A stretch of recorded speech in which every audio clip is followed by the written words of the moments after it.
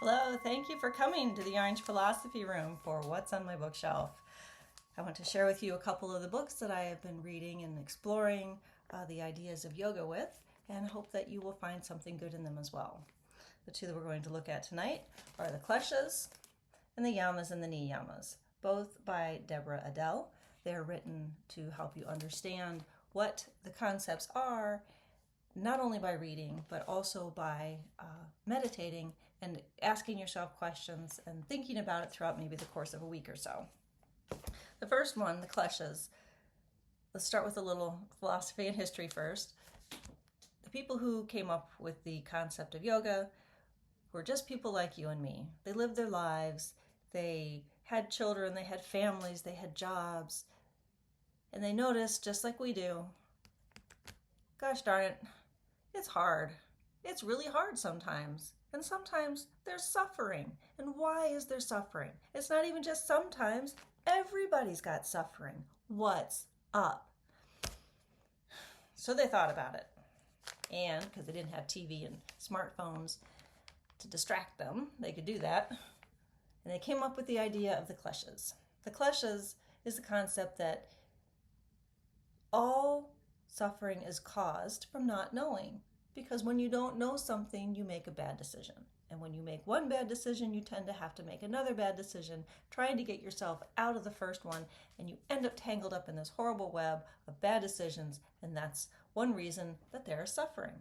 And I'd have to say that that's a pretty good assessment of what causes suffering for a lot of us. So, bad decisions based on misinformation or a lack of information or failure to apply the information, and then it just cascades. You see it in a golf game. The first bad shot off the tee, you try to get it back, and the more you chase it, the worse it gets. So, the Kleshas. So what's the antidote? Obviously, the antidote to not having knowledge is to get more knowledge. But how do you do that? Thankfully, the yogis had a lot of time on their hands and they came up with some more answers for us. And they encoded them as the Yamas and the Niyamas. The Yamas are the agreements that we make, the social contracts. I will treat you this way and you will treat me the same way, kind of like the golden rule. And in doing so, won't the world be better because we'll all be living in a way that causes less suffering for ourselves and others. So the Yamas include things like not lying, not stealing, not harming, and they're really hard to argue against because you are to apply them to yourself first, and then you apply them to others, and in all cases, you have to use all of them in different amounts like a recipe, and they're just incredibly flexible. It's a really good way to think about life, and it simplifies a lot of things.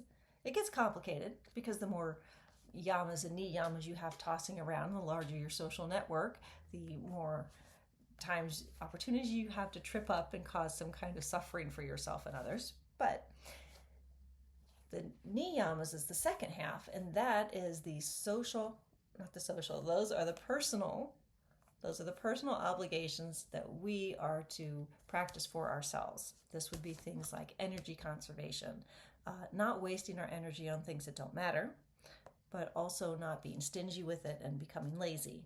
So energy conservation is one. Svadhyaya is another. That's self-study, which could be study of ourself. Maybe that's what yoga does for some people. It puts them in a difficult position and makes them stay there and breathe and say, how do I deal with when I'm under pressure? It helps you realize and notice those things. But also it could simply mean that you are studying by yourself.